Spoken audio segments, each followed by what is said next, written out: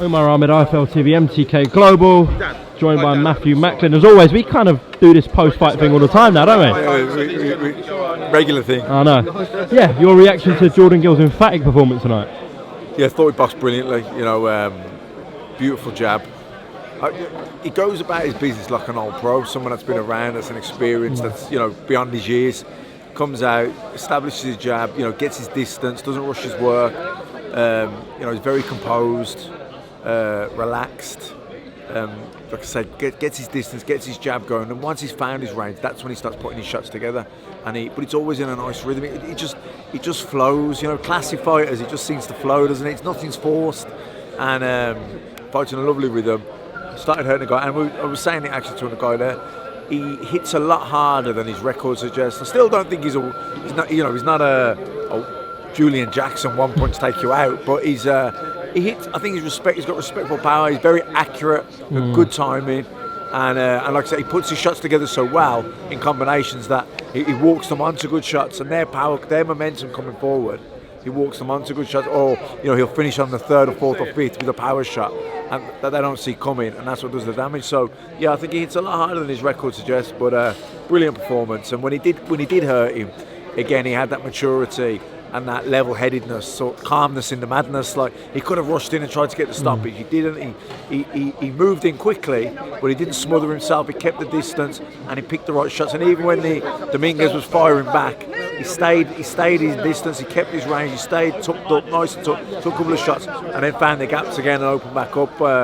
Really good performance. Yeah, more or less punch perfect. Now he's had the Ryan Dahl win. It was a big win.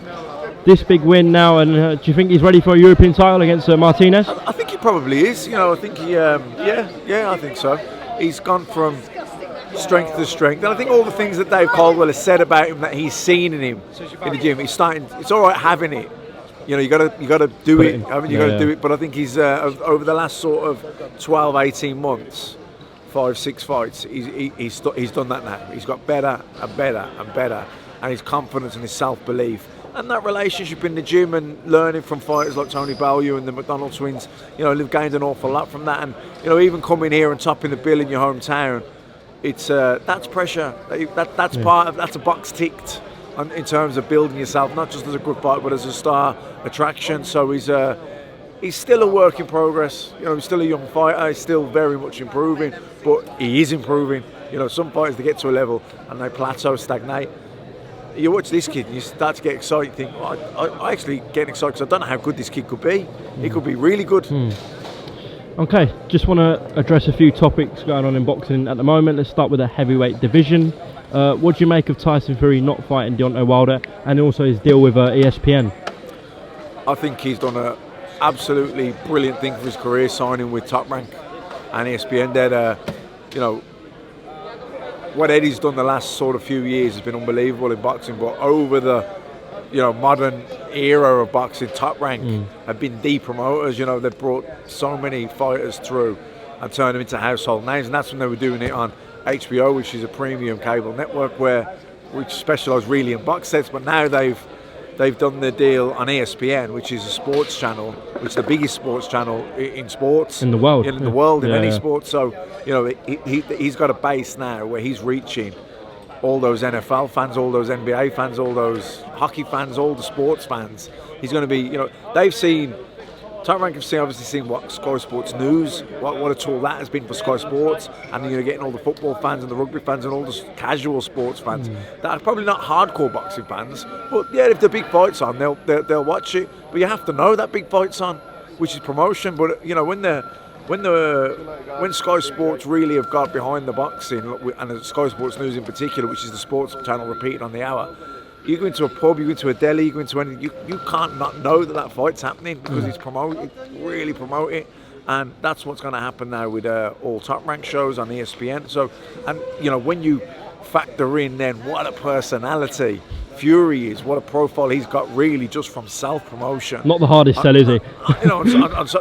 He's really got that on his own social media and MTK and that platform, but what he's going to get now having Top Rank and ESPN behind him, give it 2-3 fights, he'll probably, if he keeps winning, he'll be the biggest name in sport.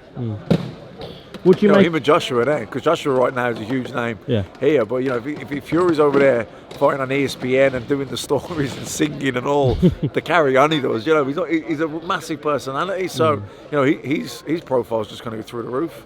We expect him to sort of fight Joseph Parker or Pulev.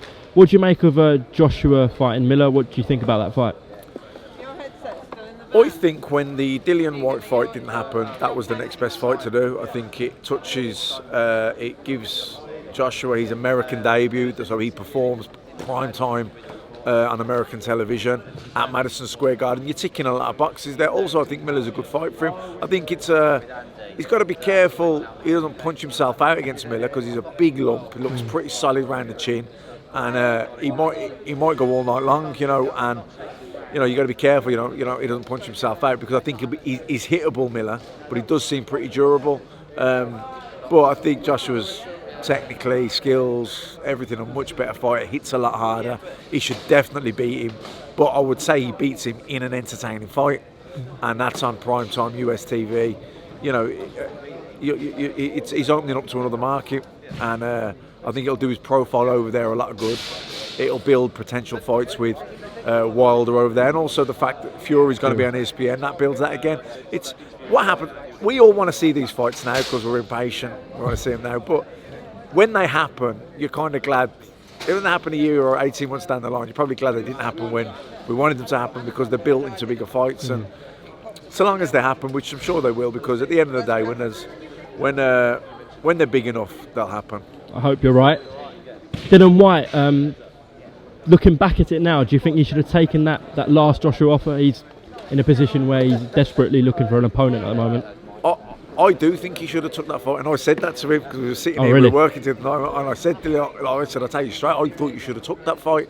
And I said, look, I don't know the ins and outs, obviously, of all the deal and everything, but from the rumours, what we hear, I just think sometimes bird in the hand is better than two in the bush. He had a good offer there, he had a great chance. Everyone, Wilder and Fury were kind of looked like they might get the nod ahead of you, but they kind of took each other out of the equation by doing a rematch.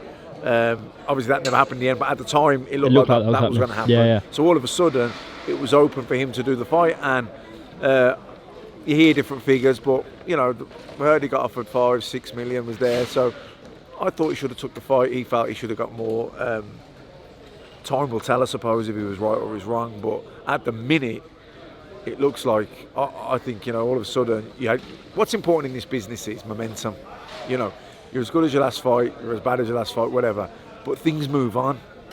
And Dillian Whyte, after his win against Parker and Chisora, he was hot. But then there was Wilder and Fury, and then they took themselves out of the equation. Dillian was there, so now all of a sudden, Joshua fights Miller in June. Wilder fights Brazil. Fury goes and fights someone on ESPN. That'll be a massive occasion. They'll get a huge profile out of that. Probably look brilliant. Wilder knocks Brazil out. I'd imagine he would. I think he definitely does. And and AJ looks $1 million in a great fight against Miller. And all of a sudden, where's Dillian?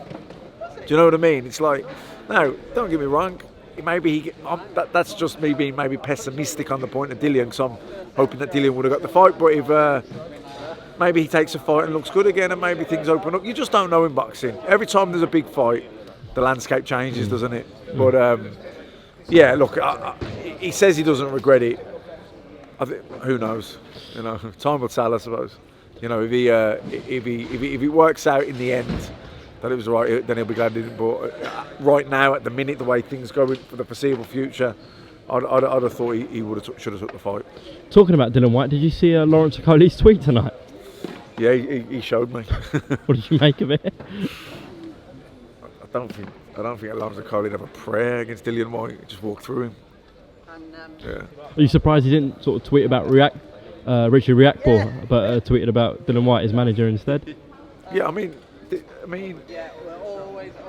Okolie, Riakporhe, that's a good fight. You know what I mean? Like, don't forget. He's not that. Okolie's not that experienced. I know he went to the Olympics. But as a pro, it probably doesn't. Yeah, as a pro, he's not that experienced, and even amateur, it didn't really tell the story. He didn't have a long amateur career, so I know he achieved and he performed at a high level. and he has pedigree, but he didn't have like, it's not like he had 200-300 amateur fights, you know, like some of these guys that, you know, turn pro at that age. But he's found a way to win. He's effective. He's still a bit like novice at times, a bit raw, but he's effective. He's rangy and he hits hard, and he's physically strong and he believes in himself. But you know, he's had a few fights where stunk the place out, really. You know, the particularly the Matt Askin one. But what he proved tonight, I mean, Tommy McCarthy was a really good amateur a few years back. He was like, you know, a big prospect. So that was a massive win for him tonight. I thought that Tommy had beat him on points. He looked, even though he won against Sam Hyde, he looked very hesitant. Maybe the occasion got to him a little bit on the time. He froze a bit, but no, he looked like he got serious power tonight. All right, Matthew, appreciate your time. That's 10 minutes. That's probably the longest one we'll ever do after a post-fight. And I want to get back to Birmingham now. Oh, how long's that drive? About an hour and a half. Not too bad. Not too bad. Okay. All right. Safe journey home, and we'll catch up soon.